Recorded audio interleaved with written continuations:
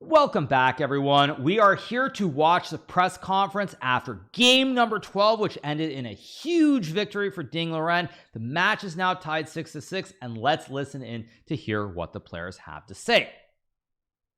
For game 12, the match is now tied at 6 points apiece. Let's see what they have to say. I will ask Gukesh a few questions and then open up the floor to the journalist to ask him some questions as well. And then we'll allow him to go in and collect his thoughts while we then ask Liren. First hot take that I have, you guys, for this press conference. I'm going to be honest. I don't like how they've changed it. I don't like how the players are suddenly they've changed the format to where the players answer a few questions and then they go if they lose the game. I don't really like that. I feel that in general it should be very simple. If you lose a game, either you have to stay the whole press conference or you simply don't have to show up. I don't like this in between that they've started doing. To me, I'm not a big fan of it. It should be either you stay the whole time or they don't have to go because they lost the game and they're very upset. So I don't really like how they've changed this format. I don't like the in between, but let's keep going. Answer some questions as well. So my first question to you, Gukesh, after the opening phase, when did you feel like there was some difficulty for you in the game? I thought I was quite comfortable out of the opening, and then I guess after Queen D2 I was really not sure what to do.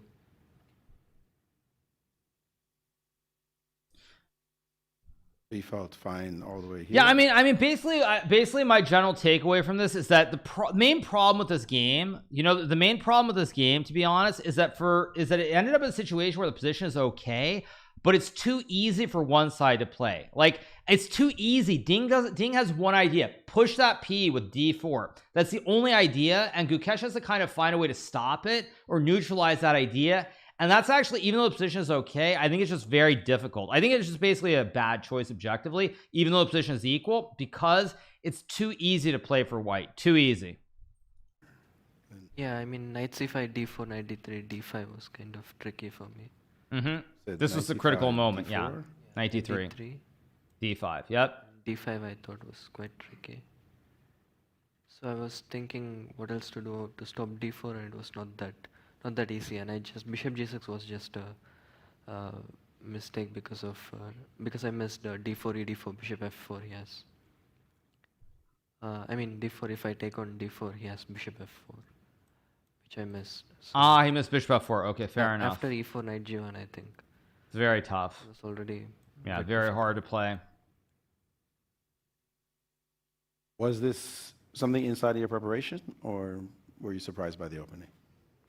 No, I was prepared for a few moves.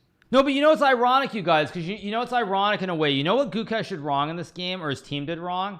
What they did wrong is that they did not prepare the classic Catalan, because they played probably this d4 idea was a big mistake. By Ding, and today it's a big mistake by Gukesh. I think the mistake was that they probably prepared d4 for a game where they wanted to create a game with a lot of play, and then they just never changed it before. They never changed it because they'd already looked at it, so they didn't take into account the situation. And they didn't change it before this game. So like I don't really blame them obviously for that. But I think that's the big issue. I think the big issue is that basically they probably prepped it for like a situation where you just want to play chess, and they didn't realize the danger behind it. So it's kind of unlucky from that standpoint for Gukesh, because what he did was fine. It was completely fine. It's just that the moves were much harder for black than for white. I didn't really exactly remember all the details, but yeah, I was aware of this position. You won yesterday a very big game. This is a reversal. Not easy to react to, but still the score is tied. Your feelings about the new situation? Yeah, I mean, obviously it's not pleasant to lose this game, but at least I mean, yesterday I could have also gone either way, so I guess it's fine. At least the score is still tied, and This is rough, by the way. there This are is two more rough. games remaining. This is rough. So yeah, let's see. Yeah, this is rough. Opening up the floor to reporters to ask Gukesh some questions. Who has the first question for Gukesh?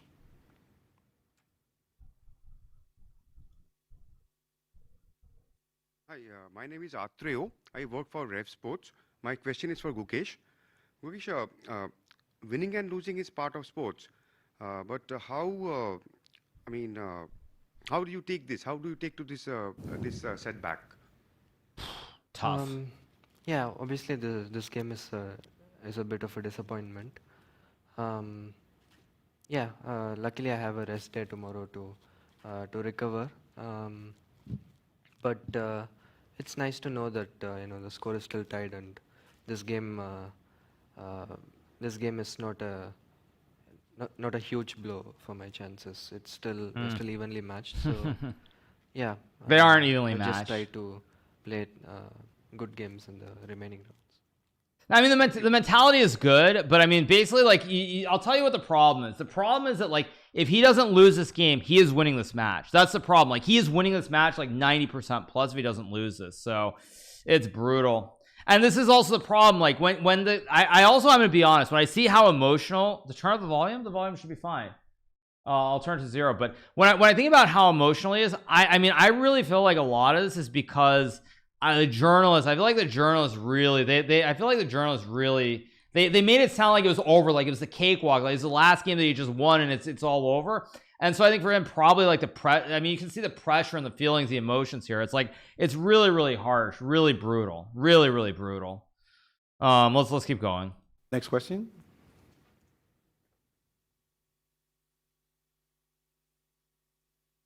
Hi, I'll be asking my question in Tamil. Is that okay with you? Yeah, sure. Okay. Vanakkam, and despite your failure today, I think we are still very excited for the rest of the games. Just wanted to ask, இந்த உலக சதுரங்க வெற்றி விழாவில் வந்து இரு ஆசிரியர்கள், அதாவது ஆசிய நாடுகளை சேர்ந்த இருவர் விளையாடுற முதல் விளையாட்டாக இது இருக்குது வரலாற்றில். அதை பற்றி உங்களோட கருத்துக்கள் என்ன? அண்ட் ப்ளஸ் ஒரு சில டெக்கேட்ஸ்க்கு முன்னாடி சோவியத் ரஷ்யா எவ்வாறு வந்து இந்த விளையாட்டை டாமினேட் செஞ்சதோ, அது மாதிரி விஸ்வநாதன் ஆனந்துக்கு அப்புறம் நிறைய இந்தியர்கள், முக்கியமாக தமிழ்நாட்டிலேருந்து பிற இளையர்கள் நட்சத்திரங்களாக சதுரங்க வீரர்களாகிறது ரொம்பவே நம்பிக்கை ஊட்டும்படியாக இருக்கின்றது. அதை பற்றி உங்களுடைய கருத்துக்கள் என்ன? And to represent India and also to come from a South Indian background, அதை பற்றி உங்களுடைய கருத்துக்கள் என்ன அப்படின்னு சொல்ல I முடியுமா? can't translate, you guys, Can sorry. you translate that question first, please? Sure. So I asked that in the history of the game, for two Asians to come up and compete in this world arena, it's one of its firsts. And having his Indian and also South Indian background, what would he like to say to the rising stars all over India, especially after Vishwanathan Anand's era? Yeah, I'm sorry. Now This is so rough. in the match ரெண்டு Asian players first time நடக்கிறது like it's ஒரு ஸ்பெஷலான moment தான். ஏன்னா I think recent இயர்ஸில் நிறைய Asian countries are really like நிறைய talented players வராங்க. இந்தியா, சைனா, உஸ்பெகிஸ்தான், நிறைய கண்ட்ரிஸ். ஸோ இந்த மேட்ச் ஏஷியாவில் இன்னும் செஸ் பாப்புலர் ஆகும்னு நம்புகிறேன். அண்ட் ஆனந்த் சாருக்கு அப்புறம் நான் சவுத் இந்தியா, ஐ மீன் இந்தியாவிலேருந்து வரது எனக்கு ஒரு பெருமையான விஷயந்தான். ஸோ இட்ஸ் கண்டிப்பாக I'm very happy to represent India and South India. Just one more question. I will also translate it. I'm sorry. We're going to only limit it to one question. Okay, sure. If Thank you we so have much for time your at the end, response. we'll bring it back up, okay? Thanks. MyClimateChess.com. Obviously, my question is for Grandmaster Gukesh. We talk a lot about momentum in sports, and obviously, you just lost this game. But in the second half of the match, objectively, you've been the one pushing and maybe even had more chances. So who do you think has the momentum in the match? In the second half, I had chances in many of the games. Today was obviously a bad game, but I wouldn't draw too much from it. I mean, bad games happen, but if you look at the second half overall, I think we are both playing better than the first half. But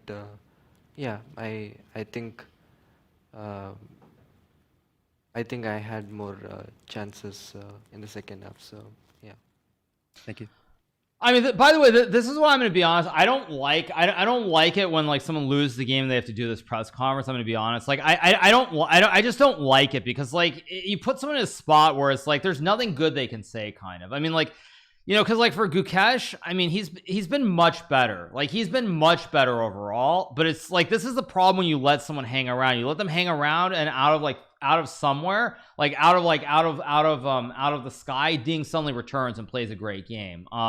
But yeah, I don't really like it. I don't like it because you can tell he's just like it's very hard dealing with these questions. Very tough after this loss.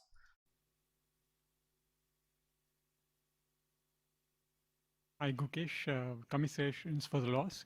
This is Rajesh from Trinity Mirror. We have seen this World Championship battle being a very much a roller coaster. You said in the previous game that the game itself was a roller coaster. So your thoughts on how you'd categorize this battle? What were your expectations before the match? Would you have taken 6-all scoreline? And do we expect a different mindset going into the final 2 games?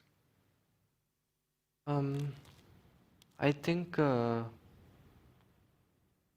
mean, 6-all is overall a fair result, but yeah, since I was leading after yesterday, it's a bit disappointing to lose this game, and about whether it'll change my mindset for the next 2 games, no, I don't think so. It's still about playing good chess. Yeah, right now I'm a bit disappointed in the game, but I have time to recover and start playing well. Yeah.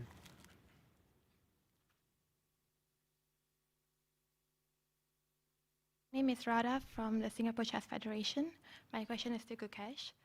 What is the best piece of advice that helped you through the championship? I mean, I did get a lot of advice, but probably just to take 1 game at a time and give it my best. All right, if there are no more questions, we want to thank Grandmaster Gukesh for answering those questions. Thank you so much. Appreciate it. Good luck in the next couple of games. No, I mean it's just a tough spot to be in. I mean it's very tough. It's just very tough. There's just like it's tough to ask these questions. He's not in a good place. I mean it's why I just generally I don't think that I don't like the idea of having people when they lose the game. Like if you look at major sports, none of the major sports does the team that loses or the player that loses do they have to do an interview. Like if you look at tennis at the Grand Slam, when you know Federer beats whomever it might be, like you don't see a loser out there like answering the questions from Jim Courier or John McEnroe or any of them. So I generally I think I actually don't like it. I think if you lose a game, you should just be allowed to like just skedaddle, just get out of there. And no. Actually, wait. Sorry, you guys would say yeah, you do. You're talking about the final. In the finals, yes. If you lose in the finals, you do, but not if you lose in like the first or second round. No, what are you talking in a final of a Grand Slam? You do, but you don't have to for any other round. It's only the finals. Only the finals. To the world champion, and I'll start with a couple of questions. Obviously, yesterday was a pretty tough game to tolerate. How is it that time and time again, though, we've seen you do this 3 times already? Last time in the match, and now once again after a loss, you bounce back. Where do you find that courage and strength to be able to do that? Just by chance. Yes, yesterday was a difficult game to deal with, since I was much better at one point and I just spent too little time on the critical moment. I spoiled a very good position. But after that, I just continued the normal routine and just have dinner and to sleep earlier and be refreshed for this important game. Talk to me about the position itself. When did you feel I mean, he already alludes to it here as well. Like, I mean, the big problem that Ding has had in this match throughout this entire match has been his time management. This was really the first game where like he was doing everything. He was doing everything. He was moving a little bit quicker at the moments, trying to put pressure on the clock as well, obviously at a good position, but he was doing all these things. Like there've been many games where I think he's been down very early, but there have been probably 3 or 4 games when his time has gotten to even. He's had that potential to start pushing Gukesh on the clock, and then he doesn't, and he spoils the time advantage. And I mean, it's not like he would have won those games, but it's probably the single biggest glaring thing that he struggled with throughout the match is the time usage. And today was like, he did not struggle. Today he made a lot of good moves. Knight E2 is a good move. He used like 30 seconds. He played Queen C3 and Queen C2. He played a lot of these moves very quickly to where Gukesh had to start spending time. And I mean, I mean, it makes me wonder about the whole match on some level. If he had been moving quicker and he'd been managing his time better, whether we'd be where we are. But it's very hard to judge. But it is good to see that he actually recognizes that. Though you had the position under control. And only after knight a4, I realized my position much better. Not before this, because it looked very positive even before this. Yeah, before this, after knight v5, I'm very optimistic about my chance. Maybe here, and yeah, there are many details. No, but see, but this is the point. This is what I was saying. This also gets back to what I was saying. Like when I'm so shocked at how like he didn't think he was better in the previous game. Like this is what losing a game does to a guy, or does to a man, I think it's the saying. Like when you lose that game, now you don't have these fears or these worries anymore. Now it's like, you know, you just play chess. You don't care about any of these things. Like all the fear and all the worries and all that stuff is just gone because you're in a must-win situation. So now he's optimistic. It's because in the situation he has to win the game. So by nature you have to be optimistic about the situation. So like it's kind of funny how like the psychology completely changes when it's like you're worried about losing a game, you're trying to be really tight, you're trying to defend, you're all nervous, and now it's like the exact opposite where you have to be optimistic because you have to win the game. For example, here if we go knight g4, which looks very good, I would like to play bishop c1. If knight b4, I play bishop f1. Oh, I didn't even see knight b4. Didn't consider this one. I don't know what was better here. And he play h6, looks too slow, and I calculate a lot playing this. Reasonable. Maybe he's just in time to defend. If I take, he cannot take with rook. I can both take with this pawn or this pawn. I can take with bishop and then rook e8 and bishop e6 and just defend. White. Yeah. Position too simple and bishop restrict by his pawn structure. So I had to come up with some ideas to play slow. And with this, I weaken his b5 square. But if I play knight b5 here, he can go knight g4. I think it's still good for white, but very understandable. Bishop c5. Very understandable to avoid this. And here, yeah, this move came as a surprise. Also, actually, you know what? When I did my recap, I forgot about this one. He played king h2 very quickly, which was also an excellent move, like a great move that he played very quickly. I forgot about this in my recap, but king h2 was an excellent move that he played really fast. I think any other day he would not have played that move in 1 minute, but today he did. Excellent move. Excellent time usage. d7. I'm going to play queen b3. And I don't know if he can go this. If he can put the queen on c8, I think his position is very solid. Or maybe I can take here. If I go here, I go take. If we take, then my calculations stop here. I don't know if white's better or not. After this, here is another critical moment. Maybe he can play this to change the structure. Was he going to sack the rook? But I have maybe knight e4. Oh, what? Takes. He was just going to play c5. Small edge, but not much. Small edge. Maybe it's slightly He wasn't easier going to to play play knight for b5? white. And he This seems reasonable, at least. He wasn't going to play knight b5. I'm surprised. He allows knight b5. So here maybe I should play knight b5 already to stop knight d4. But I'm very happy to play knight b5. And this idea came as a surprise to me because he wanted to play either knight c5 or bishop f6. Here I don't know where to put the queen, d2 or c3. If queen c3, maybe here, I don't know. If they take and bishop g6. It seems white is also better. His pieces seem very bottled up in this position. They're fighting for squares, his pieces, while yours seem very harmonious. Yes, after this, my rook is so well placed on center. Will control 2 open lines after d4 break, queen c3, d4. And his rook, one rook is very passive on b8, and queen not so idly placed on d8.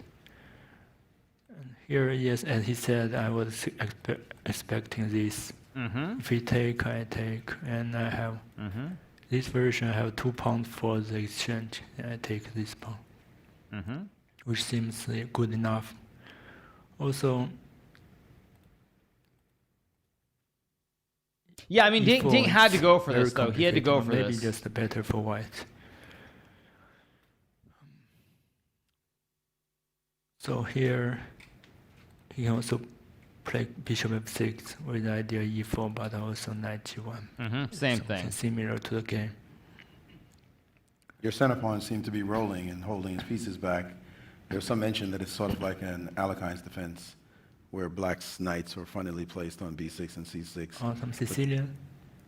Out the Alekhine, I know this is reverse the same, but out the Alekhine, when the knight finally ended up on b6, but there's no pawn on e6 to control your center. Your center just seemed to be ready to roll at any Yeah, moment. I have very strong center.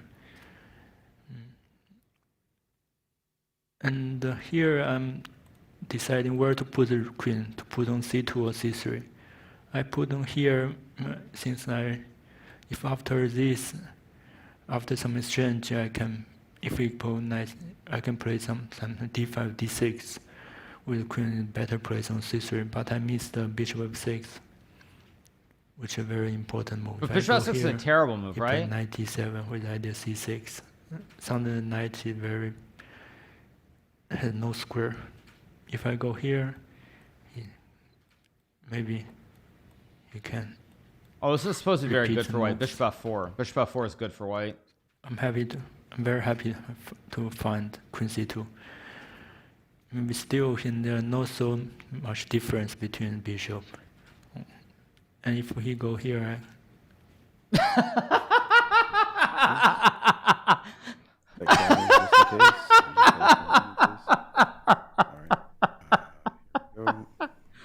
Oh, jeez.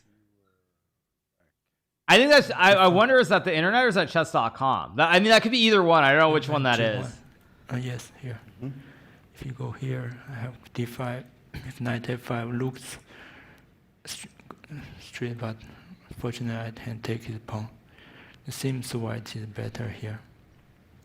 I'm very happy to see a4 since I already realized this idea not so strong, since I always have c5 after knight a4. And his knight misplaced on a5. And here, yes, my first intention was to play h4, but it's a very bad move. When I saw this, I thought my position is much, much better. Correct. So this is where you're getting a lot of confidence, and of course, the game was dominant after that. Is this one of your best games? Can we say that, or one of your favorite victories? Yes, it's very important. I mean, this is easily the best game he's played in the entire match. Not even close. Like there was no real moment in this game that you can say like there was danger. There's no danger. I mean, he used a lot of time early, but the position was pretty straightforward where you always have d4 to open up the center. Like this was like the first complete game he's played in the entire match. First complete game. Never in danger. I mean, even the game he won in game one, he was in some danger out of the opening, way down on time. Here, like he was down on time, but he always has the simplification. He played king h2 quickly, played knight b5. I mean, this was the first complete game. This was easily the best game he's played in the match. Not even close. And it's great timing for this to happen right at the end for Ding. Great timing. 12th game. Yeah, it's maybe the best game I've played in recent times. Yeah, also maybe true. Also true. Right. We have reporters. Yeah, that's actually a good point, because when you think about the last 2 years, I mean, he has won like a couple of games, I guess, even before this match. But this game, like, you can't really say that Gukesh made huge blunders. Gukesh made some mistakes, but it wasn't like he hung a piece. He didn't do anything horrible. And Ding just outplayed him from start to finish. So I would actually agree with what Ding says. I think it's probably the best game he's played in 2 years. Lined up with questions, please. Michael Rahal from FIDE Media. Liren, first of all, congratulations on a fantastic game. You mentioned yesterday that last year you also won the 12th game against Nippon Nishi, and you went on to win the title. So what I want to know is, how did you recover emotionally and mentally for this game? Could you give us 2 or 3 of the things you did, and also give advice to those players who struggle after losing a game, going on to win the next game the following day? Could you tell us a bit about your mental and emotional process last night and this morning, please? Well, last night I guess I slept well. He didn't answer this right. He slept did, earlier, yeah. and yes, it gave me a lot of energy. Also today I take a cup of coffee before the game, which helped me feel much more energetic. And yes, also I spent some time in the players' lounge to take some snacks and to rest a little bit, just to maintain the energy level during the critical moment. Since here I think I did the last important long think. Snacks, so not if I play snakes. this, Snacks. I might also spoil this very good position. I'm Could you mention to us what the variation was you saw at page 4? this maybe Take 6, can knight take, d5, right? Knight a5? maybe not so bishop good h5, for white. okay. Maybe still good, not as good as Mm-hmm. I have knight f4. Yeah, I just put pressure on my opponent throughout the whole game. Did not sleep like last game.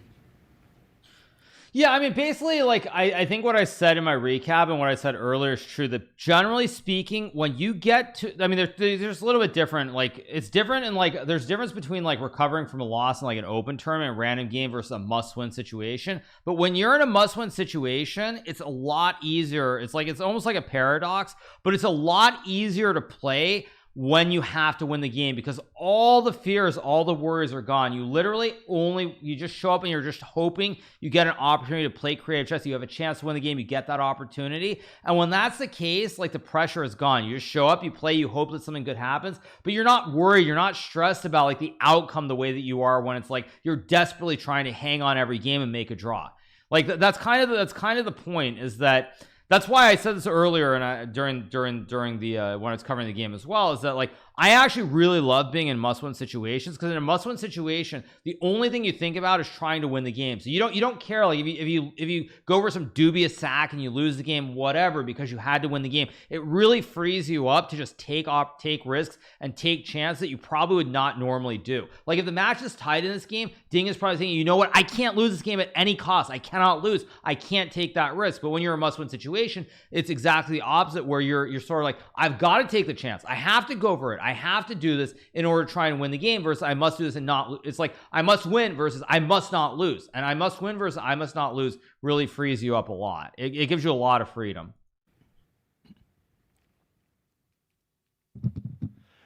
Leoncho Garcia from El País. Please, Liren, let me insist on the same subject that my colleagues Maurice and Michael.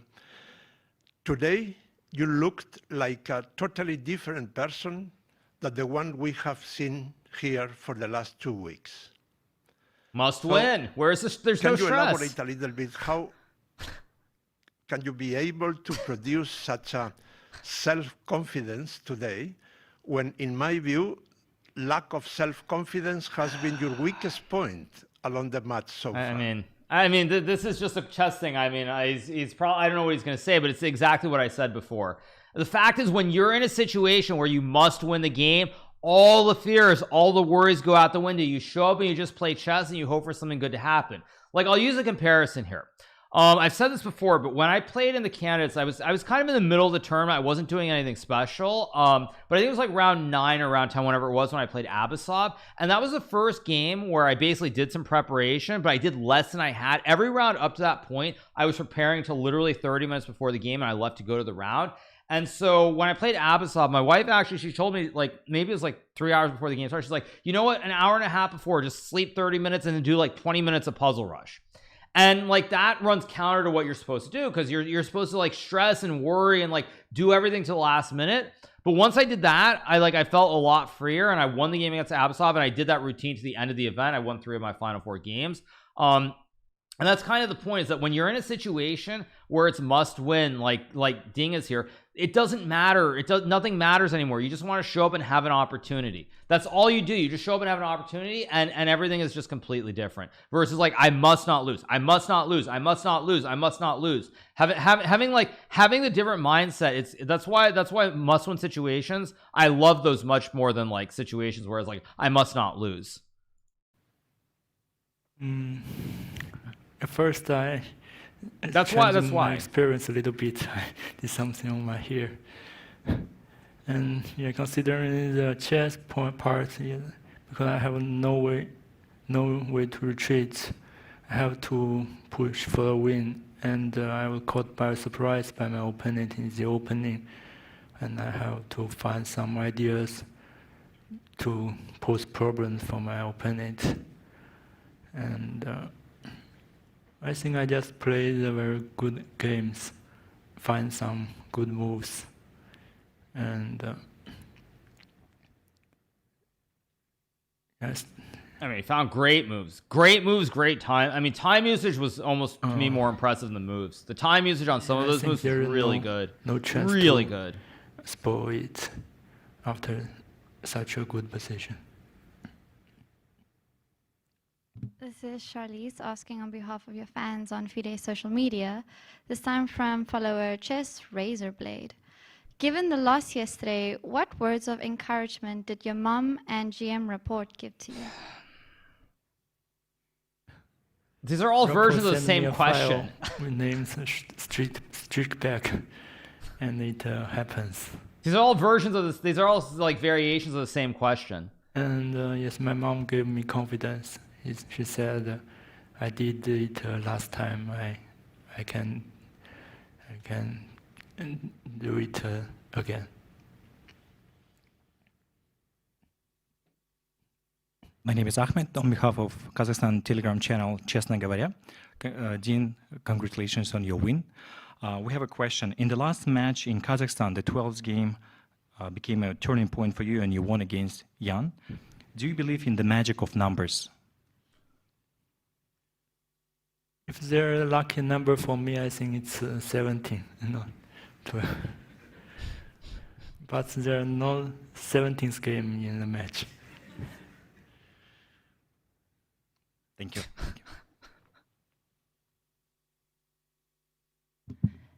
Hi, I'm Kyla, representing the local organizing committee. First of all, congratulations. I can only echo the praises that everyone has been singing of you.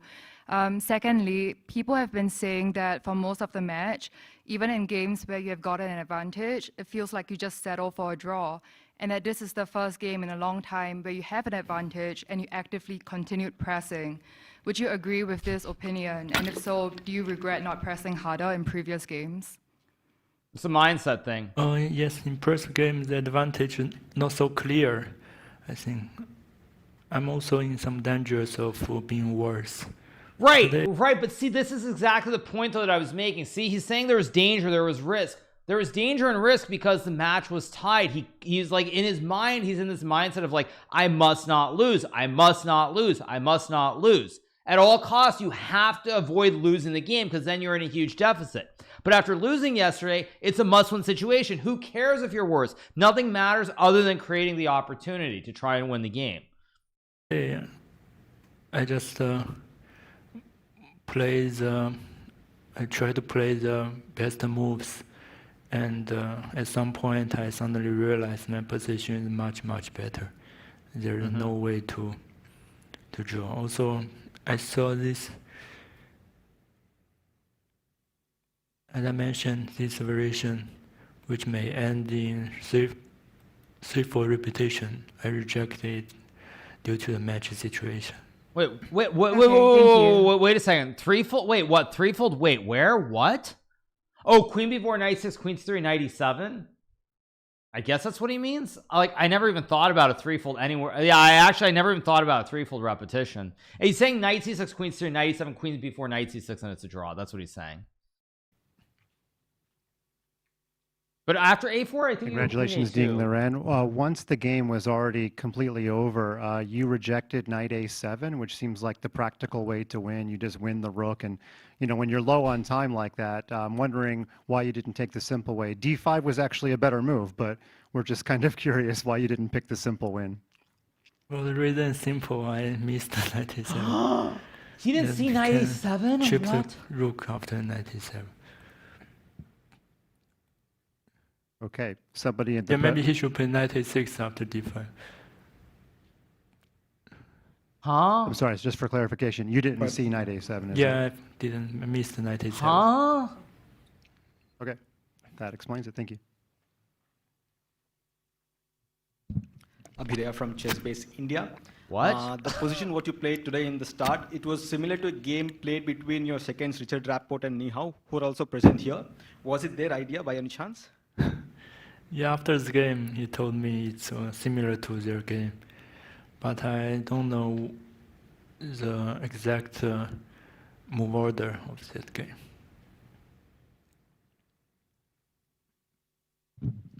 Dean, could you explain to us why is number 17 your lucky number? Oh, because I'm the 17th fortune.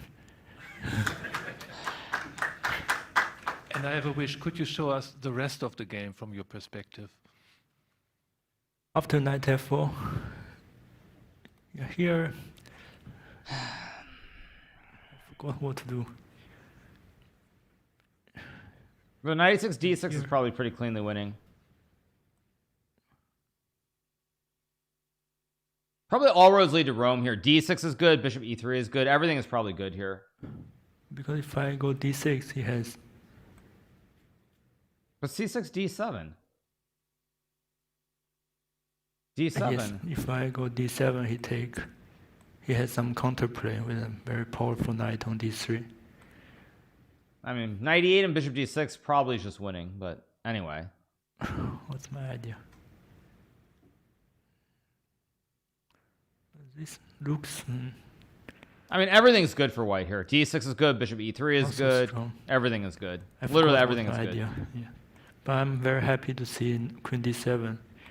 Yeah, because then d6 is, yeah, this is very and basic. here I then. think the last chance was to take on e4. If we play knight c6, He saw bishop h6. Good. He saw it. Good. He saw bishop takes h6. And I'm calculating... Rook g4 probably just wins, but this also and wins. Knight e6. e6. Yeah. It's crushing.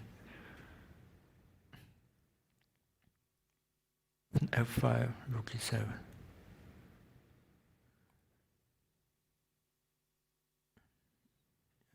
He played this after I just retreat the bishop. And then it's basic. Yeah, it's really basic after no bishop counterplay for g2. black. If we play this, Rook e7, GG. rook e7 and simply take the knight. I'm dominate on the queen side. And here looks It's all over. It's all d4. over. I also take on c5. All over. By the way, as someone said in chat, I mean, it's very true. Like, I didn't squeeze this into my recap, but I agree. You guys were saying, like, in order for Ding to get to the mind, in order to get to have the winning mindset, he had to lose. Like, it's kind of weird. I mean, it's like the famous Sun Tzu quote again. Like, to confuse your opponent, you must confuse yourself first. I mean, it's very true. It's like he basically had to lose in order to win. Without losing, he never is going to win. But he had to lose in order to get the right mindset. I have 2 pawns and compensations. The rest is easier. I found the bishop in d6, which is the last killer move with either rook e8. Yeah, and bishop f8. Yep. Upper rook. So the rest is easy. Maria for the chess. First of all, congratulations, Ding, on a wonderful game. Just to follow up on what was already said about the prep. So was this particular file prepared for the situation when you need to win the game? No. It's just something he came up with. I was caught by surprise by his choice. I know something, but not this specific line. Probably. So I had to. I mean, I'm probably what he expected. If I'm guessing, is he probably expected to get some really slow, dry Catalan, and then he had looked at something very light on D4, but he hadn't looked at anything in depth because he figured, like, why would you go D4 there? You're in a situation you want to draw. Why would you play D4 versus just playing classic Bishop E7, Knight F6, and just staying rock solid? Work over the board. Okay, so there was nothing specifically prepared for situation when you are behind in the match. Of course, I prepare something, but not this line. Okay, and follow-up question as well. Why is that you play so much better when you are in a must-win situation? Is it because you have nothing to lose, or you are so angry and you just compose all your nerves? I think it's. I don't know the reason. You're if free. I played You're E6 free. instead of G6 yesterday, I'm also playing a very good game. And today. But because the mindset yesterday was I can't mess up. The mindset was I can't mess up yesterday versus like I must win. Hey. I mean, of course we had no way of going back in time to know this, but I bet if Ding were down a point yesterday, he would have played E6. He would not have played G6. Because the mindset yesterday was like he thought he wasn't better. But if you're in a must-win situation, he would have been thinking, I've got these knights, I'm better. He would have been much more optimistic versus pessimistic the way that he was. Yeah, Ding won, you guys. He did win. Yeah. Shoot me quite well. Thank you. One last question from me. In terms of handling mistakes and handling loss, a lot of people get angry at themselves or kick themselves. What's your advice for all the people out there much lower rated than you are for being able to handle a loss and take it in stride? Well, if I cannot win today, also if I cannot win the last 2 games, maybe I'll just lose the title, which I also accept. So, yeah, sometimes I perform very well after I lose, like the online tournament held 2 years ago, where I sometimes lost the first one, sometimes even with white pieces, and I bounced back in the last 3 games. You didn't really answer the question. Tremendous comeback. Congratulations and best of luck in the next 2 games. Thank you, everyone. We have a rest day tomorrow. Follow up you want? Okay, I'll allow. Hi, this is Rajesh from Trinity Mirror. Question for Ding. We have seen over the past few matches that you have found yourself in time trouble. But today, like, you handled the time much better. So was there a conscious effort from your team Good question. Good question. And good question. Play faster in this particular game? Actual and, good question. At one stage, the accuracy was shown as 99.1, which is brilliant. Good question. So congrats on that. And your thoughts on the next 2 matches and the strategy. It's like 5 questions in one, but who cares? Going forward for the last 2 games. It's like 5 questions. I think it's a normal situation where I was long time in the first half of the game, then his time catch me after some pretty long thought by him. So it's just a normal. But today I spend I think a lot of time, some important time on I think Queen C3, Queen C2, and Knight F4, which are quite important. I mean, basically, what he did is he spent 1 minute on the moves that he should play instantly, and he spent his time on the moves that he needed to spend time on. There were no moves that he played. Like, for example, King H2, that move he played in like 1 minute. If he had spent 10 minutes, everybody would be really upset. But he didn't overuse his time there. He played Knight E2 very quickly as well. But the critical decisions, he used the time. But then the moves that he should play quickly, like King H2 and Knight E2, he did play them very quickly. which is I take a lesson from yesterday's rules. I should still think carefully, even if the time is not so much.